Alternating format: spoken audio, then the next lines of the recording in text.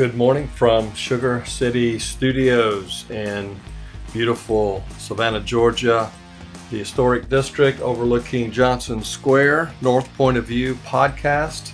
Good morning, Walter Kimsey. How are you, man? I'm really good. How are you? Doing fantastic.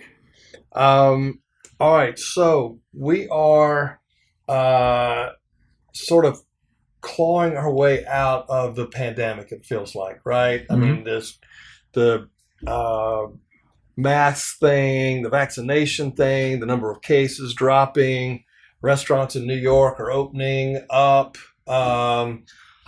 Life seems to sort of be moving back to normal. Mm-hmm. Big question is, and I know people sort of get tired of this phrase, but okay, what's the new normal? What things do you see that we've experienced over the last 15 months that are going to stick or diminish, fall away, or what things are just in your mind, just embedded in the way we live right now? Well, a lot of it are little things, right? Going paperless. All those mom and pop truck companies, until the pandemic, giving up using paper systems to run things. They had to go paperless, because of the coronavirus. That's not going to go backwards. And what we're seeing now is that more and more the transportation industry is actually sharing data and creating platforms that improve supply chain visibility. Now, this was happening before the pandemic, but at a snail's pace. And given all of the bullwhip, effect of the shutdown and reopen, the industries are getting together. A good friend of ours, Rick Abelson, works with the Digital Container Shipping Association, DCSA, and they've worked on standards for the data and platforms that allow for interoperability.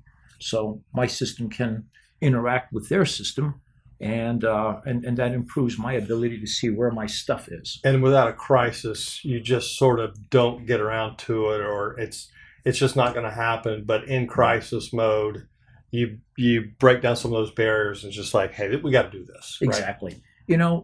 I always try to tell people most of the time that we've seen a lot of companies engage in outsourcing is not during the middle of the business cycle. It's during the recessions.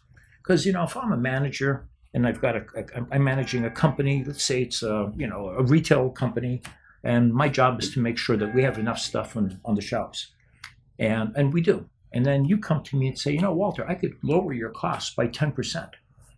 Is my thing broken? No, then I'm not going to fix it, because the guy who fixes things or takes the risk to improve things when it's not visible to everybody else is the one who gets in trouble. Right. Because you try something new, you're going to have startup learning issues. You might not have product on the shelves one week.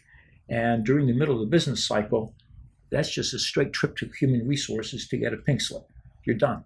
Yeah, you remember yesterday you met my daughter at the office entering the summer. Yeah. She was looking at our P&L on the table. I said, how do we improve our numbers? She said, what's this line item here? Payroll. She said, can you get rid of that? That's exactly it. I'm thinking, she's obviously smarter than the average bear, but you look at the payroll components, right? It's just sitting there. Whack that by 5%. You look at the numbers. A lot of times you don't look at the lives or the people involved, but you have a technology that comes along. It makes you a better company. Mm-hmm. It's hard not to embed that somewhere in your operations, right? Exactly. So if you're in a recession, we're struggling to keep our profit margins, and the word comes from down upstairs to me, find a way to improve our costs. Now you ask me, I've got a way to save you 10%. I've got permission to try it now. Yeah. But if I try to fix it otherwise, and this impacts a lot of people too. I think President Trump was negatively impacted by some people not thinking that some of the things he went after weren't a problem. Right. And in fact, they were. Right. Okay. It's hard to be a reformer. They rarely survive more than one term historically. So, and not speaking for or against anything, is just simply that's how the facts stack up. Yeah. So basically, because of the pandemic, things that were festering and waiting for an excuse to happen have happened. One of them was working from home, and from all the surveys, huge, and it's just not. I don't think it's going back. No, I don't think it is. What I think though is offices will become conference rooms, right? And you'll have some working areas for people who are engaged in operations, who physically have to be there for the operation of the firm. They will have to come in, but the other folks, they don't really have to. We're getting better and better at Zoom, or Teams, or whatever platform you prefer. Yeah, and so I think it's common now. Yeah, I mean, a year ago I was fighting it. Now it's just like, I don't want to drive across town. Can't we just stink and put this thing up on a Zoom and get it over with? Right? Exactly. Even in the same city, you see people doing that. But anyway, so I think a 2-3 kind of day schedule where people go in the office twice a week or 3 times a week. The one thing that might change though is managers and companies whose job it is to babysit the workers to make sure they're doing stuff. Well, you've got the electronic babysitter, right? I sometimes think of the cell phone as a pacifier of crowds. When you have to stand in line, you pull out your cell phone, and everybody does it. Exactly. So it's like a pacifier to a baby. Yeah. Okay. Well, the technology can also be a babysitter.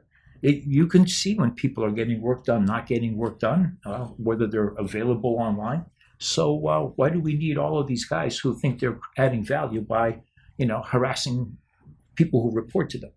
So some of that is probably going to change. I think the management structures of firms are going to become different. You said something to me yesterday that really stopped me in my tracks. You said, "Let's get lunch." No. Is that what it was? No, lunch would have been great. But you said a manager basically has entrepreneurs. Yeah, they're not workers. Right. And it really made me rethink about the organic structure of corporate management in the U.S.